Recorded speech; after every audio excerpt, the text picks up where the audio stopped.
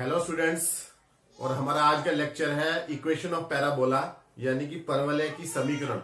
हमने अपने last lecture में पैराबोला के बारे में पढ़ा था कि पैराबोला किसे कहते हैं। तो parabola is locus of all those points that are equidistant from a fixed point and from a fixed line. यानी कि अगर आपने एक पॉइंट ले लिया है, मान लिया जाए आपने ये पॉइंट सेलेक्ट कर लिया है, ये एस बोलते हैं, इसे एस से डिनोट करते हैं, फोकस बोलते हैं इसे। और इससे भी उतनी ही दूरी पे होना चाहिए कोई पॉइंट पी जितना कि एक लाइन से डिस्टेंस है उसकी।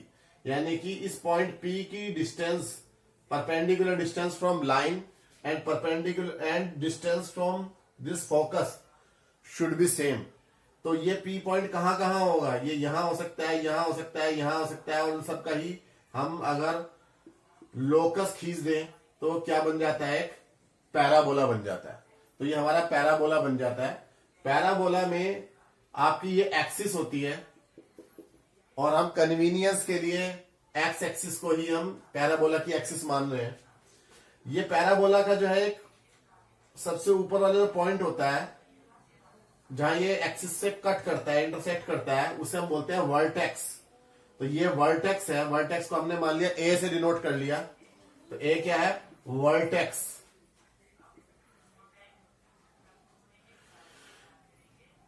हमने ये पैराबोला इस तरीके से सिलेक्ट किया है कि ए से ही होकर आपकी वाई एक्सिस जा रही है। ये ऊपर की तरफ हमने वाई एक्सिस मान लिया है, नीचे की तरफ माइनस वाई एक्सिस है। यानी कि ए जो है वो ओरिजिन पे है, और ओरिजिन का मतलब क्या हो गया? 0,0। तो पी पॉइंट अगर हम कहीं पर भी लेते हैं इस पैराबोला के ऊपर, P is a general point, और जनरल पॉइंट के लिए आप उसके कोऑर्डिनेट्स को क्या मानते हो? x, y। तो P की डिस्टेंस S से और P की डिस्टेंस इस फिक्स्ड लाइन से, इस फिक्स्ड लाइन को हम बोलते हैं डायरेक्ट्रिक्स। तो P की डिस्टेंस S से और P की डिस्टेंस डायरेक्ट्रिक्स से क्या होनी चाहिए? सेम। दैट मीन्स पैराबोला के लिए हमेशा PS इज इक्वल टू होता है PM के, और इसकी एक्सेंट्रिसिटी 1 होती है। PS अपॉन PM को ही हम क्या बोलते हैं? एक्सेंट्रिसिटी। हिंदी में बोले तो उत्केंद्रता, वो कितनी होती है? 1 होती है पैराबोला के लिए।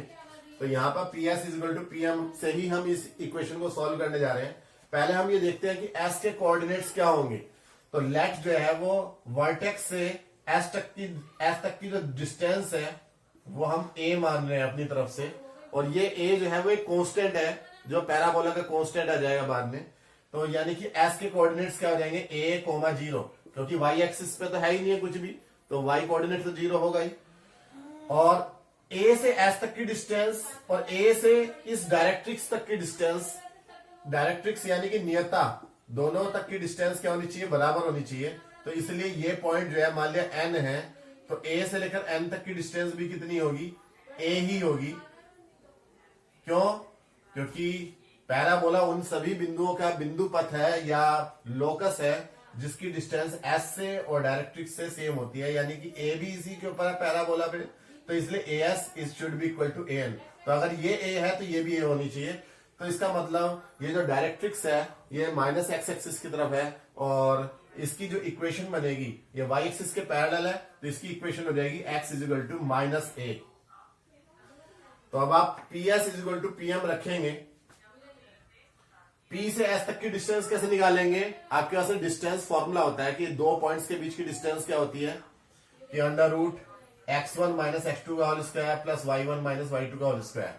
तो √x माइनस ये क्या आपका A x कोऑर्डिनेट का whole square plus y minus 0 का होल स्क्वायर।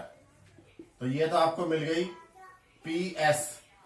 अब P से लेकर M तक की डिस्टेंस कैसे फाइंड करेंगे? आप ये देखो, N से A तक की डिस्टेंस, यानी ये डिस्टेंस तो A है, ये A है, और इससे आगे ये x कोऑर्डिनेट है। इसका मतलब क्या है कि ये यहां से लेकर, ओरिजिन से लेकर यहां तक की डिस्टेंस कितनी होगी? x। तो यानी टोटल डिस्टेंस N से लेकर यहां तक की, मान लिया पॉइंट L है, NL कितनी है? A plus x। तो यानी कि MP भी उसी के इक्वल है, A प्लस x। तो यहां पर PM की जगह हम क्या रख देंगे? MP बोल लो या PM बोल लो, A प्लस x।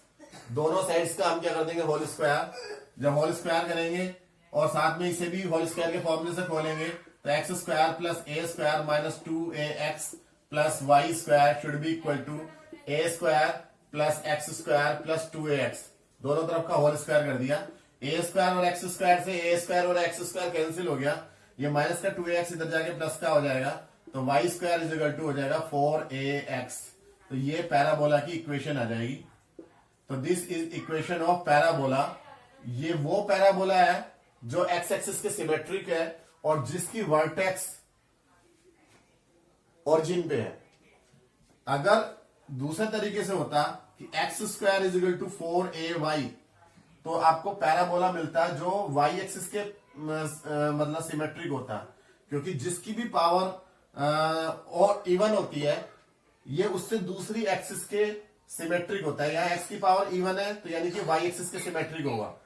तो ये इसकी इक्वेशन ये होती अगर X square is equal to 4ay होता तो। और अगर X square is equal to minus का 4ay होता तो आपका पैराबोला नीचे की तरफ बनता है इस तरीके से।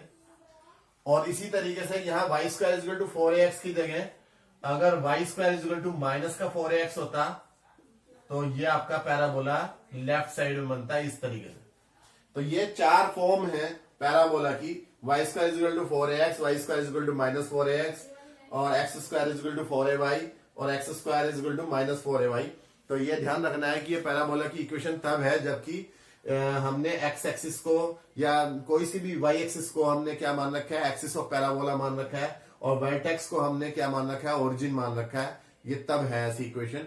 जनरल इक्वेशन पैराबोला की अलग होगी, उसको हम अगले लेक्चर में देखते हैं।